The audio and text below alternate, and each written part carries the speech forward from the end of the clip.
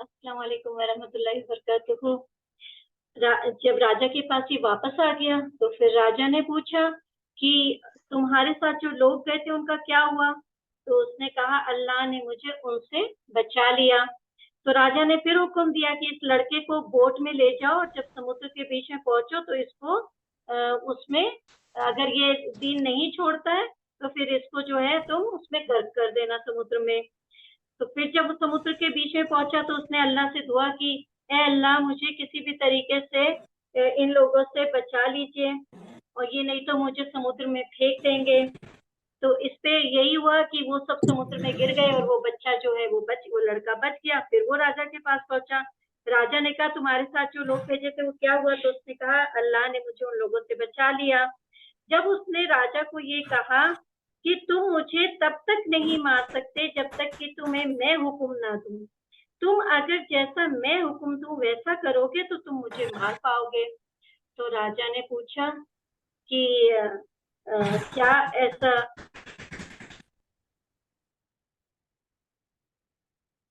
मैं ऐसा क्या करूं? तो उसने कहा लोगों को एक ऊंची जगह पर इकट्ठा करो और मुझे पेड़ की ट्रंक से बांध दो। फिर एक तीर लेना मेरे इससे मेरे मतलब जो तीर जिसमें रखते कुइवर से, और उसमें से तीर निकालना और कहना अल्लाह के नाम पे, इस बच्चे के अल्लाह जिस पे ये ईमान रखता है अल्लाह के रब पे, अगर तुम ऐसा करोगे और मुझे मारोगे मतलब बिस्मिल्लाह करके तीर छोड़ोगे तो फिर मैं मर जाऊंगा।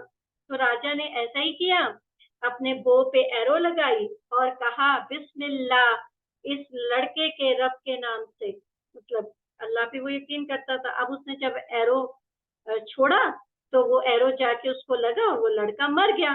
अब लोगों ने कहना शुरू कर दिया हम उस बच्चे के रब पे ईमान लाते हैं, लेकिन वो खुद मर गया। लेकिन इतनी सारी जो पब्लिक इकट्ठी हुई थी सब के सब ने बोलना शुरू कर दिया कि हम उस लड़के के रब पे ईमान लाते हैं, तुमने देखा नहीं क्या हुआ? फिर राजा से भी बोला गया कि आपने नहीं देखा। अब राजा को ये बात बहुत बुरी लगी। उसने हुक्म दिया कि जो भी इस लड़के के रब पे ईमान लाएगा तो उसको मार दिया जाएगा, उसको जो है आग में झोंक दिया जाएगा। उसने पूरी जो है खंदक खुदवाई सड़क के किनारे पे, सड़क के एंट्रेंस पे, और उसमें आग जलवा दी। और फिर कहा कि जो कोई भी इस दीन को नहीं छोड़ेगा उस सबको इस आग में डाल दिया जाएगा। उस सब लोगों ने मना कर दिया। उन्होंने बड़ा स्ट्रगल किया, बड़े बचने की कोशिश की, लेकिन वो उस आग से नहीं बच पाए।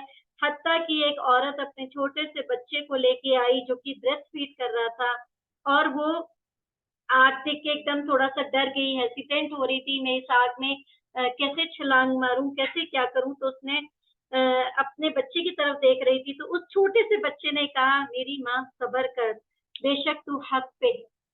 सुभान अल्लाह, सुभान अल्लाह। एक और हदीस आती है जिसमें इब्न इशाक एक्सप्लेन करते हैं कि जो नजरान के लोग थे उन्होंने इस लड़के के मर्डर होने के बाद क्रिश्चियनिटी को फॉलो करना शुरू कर दिया था। यानी उस वक्त तो क्रिश्चियनिटी ही उस पे थी ना, तब तक इस्लाम तो आया नहीं था। तो जो राजा था जू नवाज, वो उनके पास अपनी आर्मी लेके आया और उनसे कहने लगा कि तुम जुडिज्म को कबूल कर लो, यहूदी हो जाओ। उसने चॉइस दी या तो यहूदी हो जाओ नहीं तो मारे जाओ, तुम चूज कर लो कि तुमको मरना है या तुमको यहूदी बनना है। फिर उसने एक बड़ी खंदक खुदवाई और उसमें आग जलवा दी, और कुछ लोगों को उसने तलवार से सर धड़ से अलग कर दिया। ये एग्जाम्पल उस सेट कर रहा था ताकि लोग डरें और दीन को छोड़ दें। उसने ऑलमोस्ट 20,000 लोगों के साथ ऐसा किया। ये इसका नाम था जू नवाज, और इसकी आर्मी आई थी जिसके बारे में अल्लाह सुब्हानहू व तआला कहते कुतिला अस्हाबुल उखदूद अन्नारि ज़ातिल वक़ूद, अल्लाह सुब्हानहू व तआला। मोहम्मद बिन इशाक अपनी बुक ऑफ सीरा में कहते हैं कि एक शख्स जो मारा गया खंदक में जिसने मारा लोगों को खंदक में, वो जू नुवास था और उसका नाम जुर्रा था। इसकी बादशाहत थी और ये अपने आप को यूसुफ कहता था। इसका बेटा था तूबान असद बिन कारिब, जो कि जिसने किया था जो मदीना के पास है। और ये जो खाने काबा के ऊपर की कवरिंग है, इसने एक वैसी सी जगह बनाई और उस पे खाना काबा की कवरिंग जैसी कवरिंग डाल दी और वहां पे मदीना के 2 रैबीज को भी रख दिया और लोगों से कहता कि जूडिज्म एक्सेप्ट करो इन 2 रैबीज के हाथ से, और नहीं तो फिर ये बहुत लंबी हदीस है, और नहीं तो फिर वही था कि तुमको मार दिया जाएगा। तो जू नवास ने 20,000 लोगों को एक सुबह उस खंदक में मार दिया। उसमें से एक शख्स जो है वो किसी तरह भाग खड़ा हुआ, वो गया जू सलबा में, उसका नाम था जू सलबा। वो घोड़े पे दौड़ा और वो किसी ने कोई भी उसको पकड़ नहीं पाया। वो सीजर के पास गया जो शाम का राजा था, या वो नजाशी के पास गया एबेसीनिया में, इसके बारे में थोड़ा सा इख्तिलाफ है। तो अब क्या हुआ, जब एबेसीनिया गया राजा के पास तो वो क्रिश्चियन थे, उन्होंने आयरात और अब्राहा नाम की अपनी जो है आर्मी भेजी। फिर उन्होंने यमन को इनके हाथों से, ज्यूस के हाथों से फ्री करा लिया। जू नवास ने भागने की कोशिश की लेकिन इवेंचुअली वो समुद्र में गर्क हो गया, ड्रोन हो गया। इसके बाद एबिसीनिया की बादशाहत वहां पे रही, तो वहां 70 साल में लोगों ने फिर क्या किया, उन्होंने क्रिश्चियनिटी कबूल कर ली क्योंकि 70 साल तक वहां पे ये लोग थे वहां पे। तो पावर जो है अब यहाँ किसके पास थी, क्रिश्चियंस के पास थी। और यहाँ सईफ बिन यजीन अल हिमरानी, ये किंग था पर्शिया का, इसने आर्मी भेजी यमन पे। तो क्या हुआ कि ये इन सबको, बहुत सारे वहां पे प्रिजनर्स भी थे, उनको भी भेजा। वो नियरली 700 ही थे। तो अल हिमरानी ने क्या किया कि यमन को कॉन्कर कर लिया और फिर से वहां पे ये मियार जो लोग थे वो वहां पे बस गए और इस तरीके से उनका जो है यमन जो है वो बच गया। और इसकी जो आगे डिटेल आएगी, ये जो स्टोरी है पूरी, वो हम सूरह फील में पढ़ेंगे, जहाँ पे अल्लाह सुब्हानहू व तआला कह रहे हैं अलम तरा कैफ फअल रब्बुका बि अस्हाबिल फील। हमने ऊपर पढ़ा ना कि अब्राहा की भी लश्कर आया था। तो ये सब आगे जो इसकी डिटेल है इंशाअल्लाह वो हम उसमें पढ़ेंगे इंशाअल्लाह। आयत नंबर 10, इन्नल्लज़ीना फतनुल मुमिनीना वल मुमिनाती, बेशक वो लोग जिन्होंने आजमाइश में डाला मोमिन मर्दों को, वल मुमिनाती और मोमिन औरतों को, सुम्मा लम यतूबू, ना फिर उन्होंने तौबा की, फलहुम अज़ाबु जहन्नम, तो उनके लिए जहन्नम का अज़ाब है, वलहुम अज़ाबुल हरीक, और उनके लिए अज़ाब है जलने वाला। अल्लाह सुब्हानहू व तआला ने इन लोगों के लिए कोई रियायत नहीं रखी कि तुमने मेरे बंदों को, मेरे चुनिंदा लोगों को जो ईमान ले आए उनके साथ तुमने ऐसा किया, तो तुम्हारे लिए अब क्या है, भड़कती हुई आग है। और अल्लाह सुब्हानहू व तआला ने ये वाली जो आयत है, भड़कती आग, दर्दनाक अजाब अल्लाह की तरफ से, ये अल्लाह सुब्हानहू व तआला ने कई जगह कुरान में डिफरेंट स्टाइल से मेंशन किया है, क्योंकि ये भी वैसे ही जलेंगे जैसे इन्होंने खंदक में लोगों को जलाया है। और खंदक की आग तो कुछ भी नहीं होगी, यकीनन जहन्नुम की आग इससे कहीं ज्यादा सख्त और दर्दनाक होगी, जो बड़ी दहशत वाली होगी। इन्नल्लज़ीना आमनू, इनके अपोजिट, इनके बरस, वो लोग जो ईमान लाए, वअमिलुस्सॉलिहाती, और उन्होंने नेक अमल किए, लहुम जन्नातुन, उनके लिए बागात हैं, तजरी मिन तहतिहल अनहार, उसके नीचे से नहरें बहती हैं, ज़ालिकल फौजुल कबीर, ये बड़ी कामयाबी है। यानी जो लोग अच्छे अमल करेंगे तो उनके लिए अल्लाह के पास बड़ी कामयाबी है। अल्लाह सुब्हानहू तआला उनको अजरे करीम अता फरमाएगा, अल्लाह सुब्हानहू तआला उनसे खुश हो जाएगा। इन्न बत्श रब्बिका लशदीद, बेशक बत्श पकड़, रब्बी का तेरे रब की, लशदीद अलबत्ता शदीद है। यानी अल्लाह सुब्हानहू व तआला की पकड़ से बचना نہایت ہی مشکل کام. اللہ کہتے ہیں میری پکڑ بڑی شدید ہے, میرا عذاب, میرا بدلہ میرے دشمنوں پہ. جو رسولوں کو جھٹلاتے ہیں, جو میرے حکم کو نہیں مانتے, تو وہ بہت ہی سخت ہوگا, بڑا ہوگا, دردناک ہوگا. یقیناً اللہ سبحانہ و تعالیٰ کے پاس ساری طاقتیں ہیں, اللہ سب سے زیادہ اسٹرانگ ہے. وہ ہے کہ اللہ تعالیٰ جب جو چاہتے ہیں کرتے ہیں, اللہ کی مرضی کو بدلنے والا کوئی بھی نہیں ہے. اور اللہ سبحانہ و تعالیٰ کوئی بھی معاملات بلنکنگ آف این آئی میں کر سکتے ہیں, پلک چھپکنے کے برابر وقت یا اس سے بھی کم. اللہ سبحانہ و تعالیٰ کے لیے سب بہت آسان ہے. انہو بے شک وہ یبدئ وہ پہلی بار پیدا کرتا ہے, ویعید وہی لوٹائے گا. یعنی اللہ سبحانہ و تعالیٰ کی پرفیکٹ اسٹرینتھ ہے, طاقت ہے کہ اللہ سبحانہ و تعالیٰ نے مخلوق کی ابتدا کی, مخلوق کو بنایا, بگن کیا کریشن کو, اور جب اس کا دل کرے گا وہ اس کو ریپیٹ کر سکتا ہے بنا کسی تکلیف کے, بنا کسی اپوزیشن کے, بنا کسی ریزسٹنس کے. اللہ سبحانہ و تعالیٰ کو کوئی چیز اس سے روک نہیں سکتی. وَهُوَ الْغَفُورُ الْوَدُودُ اور اللہ سبحانہ و تعالیٰ تو بڑے معاف کرنے والے ہیں, پسند کرتے ہیں معاف کرنے کو. ذو العرش المجید, عرش والا, بڑی شان والا. اللہ سبحانہ و تعالیٰ اگر ایک شخص توبہ کرتا ہے, اللہ کے سامنے معافیاں مانگتا ہے, تو اللہ تعالیٰ اپنی رحمت سے اس کی معافی قبول کر لیتا ہے. کیوں؟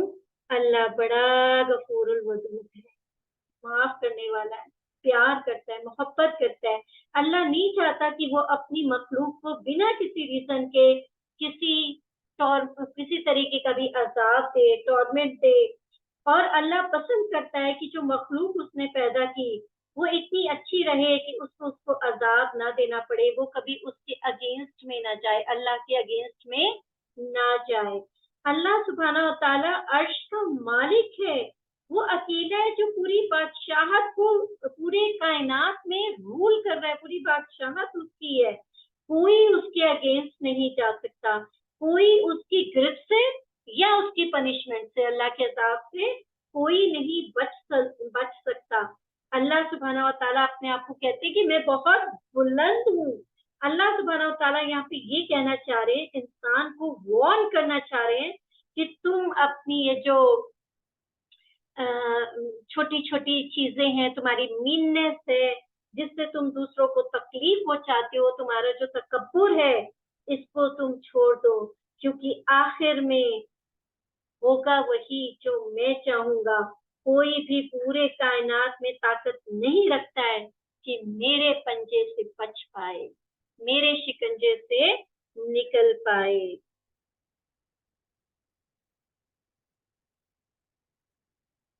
ذو العرش المجید, بڑی شان والا ہے. فعال لما, کر گزرنے والا ہے, لما اسے جو یرید وہ چاہتا ہے. یعنی اللہ کے حکم کو, مرضی کو ٹالنے والا نہیں, وہ جو چاہتا ہے وہ کرتا ہے. کوئی اس سے سوال کرنے والا نہیں کہ یہ کام کیوں کیا, ایسا کیوں ہوا. کوئی اس بارے میں اللہ سبحانہ و تعالیٰ سے کچھ بھی نہیں پوچھ سکتا ہے. ابو بکر رضی اللہ عنہ کہتے ہیں کہ میں موت کے قریب بیمار تھا, یعنی ان کی جب موت آنے والی, ان کو لگا کہ میری موت آنے والی ہے, اس کے نزدیک وہ کافی بیمار تھے. تو ان سے لوگوں نے کہا کہ کیا آپ نے کسی ڈاکٹر کو دکھایا؟ تو انہوں نے کہا ہاں میں نے دکھایا. تو لوگوں نے پوچھا پھر کیا کہا ڈاکٹر نے؟ تو انہوں نے کہا, اس نے کہا میں جو چاہے کروں, میرے معاملے میں دخل دینے والا کوئی نہیں. کیونکہ اب کیا تھا, ان کو یہ تو سمجھ آ ہی گیا تھا کہ اب میرا آخری وقت آ گیا ہے, ڈاکٹر کیا کہیں گے, اب تو مجھے اللہ کے فیصلے کے آگے سر جھکانا ہے. اس لیے ڈاکٹر بھی کہہ رہا ہے میری مرضی میں جو کروں, اس کو بھی پتا ہے ان کا ٹائم اب جو ہے وہ ختم ہونے والا ہے. تو اسی لیے اس نے اس ٹائپ کا جواب بھی ان کو دیا. حل اتاک حدیث الجنود, کیا آئی آپ کے پاس خبر لشکروں کی, فرعون و سمود اور فرعون کی. اب یہاں پہ ان سے پوچھا جا رہا ہے کہ کیا آپ کے پاس خبر آئی کہ اللہ نے ان کے اوپر کیسا سخت عذاب نازل کر دیا فرعون اور سمود کے اوپر، کہ اس عذاب سے ان کو بچانے والا کیا کوئی ہے؟ اللہ سبحانہ تعالیٰ پوچھ رہے ہیں میرے عذاب سے کیا ان کو کوئی بچا پایا؟ کوئی تھا جو ان سے بچا لیا ان کو؟ اور اس کی اسٹیٹمنٹ یہ اللہ سبحانہ تعالیٰ یہاں پہ یہ جواب انہوں نے کیوں دیا ہے؟ کیونکہ اوپر کیا بات ہوئی تھی؟ ان بطش ربک لشدید، verily the punishment of your Lord is severe and painful، دردناک ہے۔